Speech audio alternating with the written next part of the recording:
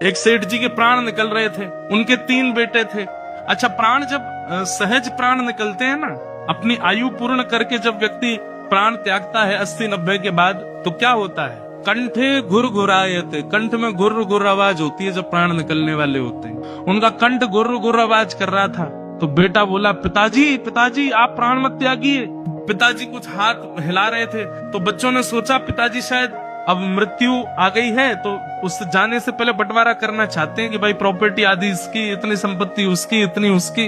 बोलिए पिताजी कितना किसके बट में? अब कंठ से तो गुर्र गुर्र आवाज निकले, तो बच्चे बोले क्या करें पिताजी, स्पष्ट तो बोले नहीं पा रहे। एक वैद्य के पास गए, वैद्य से जाकर के कहा कि हमारे पिताजी के प्राण निकलने वाले हैं, गुर्र गुर्र आवाज हो रही है।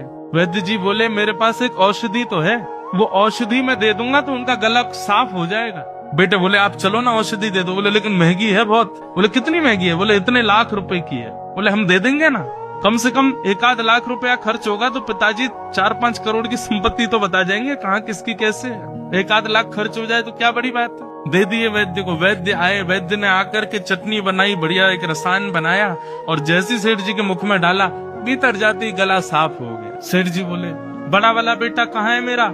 पिताजी यहीं खड़ा हूँ मैं, आप बताओ।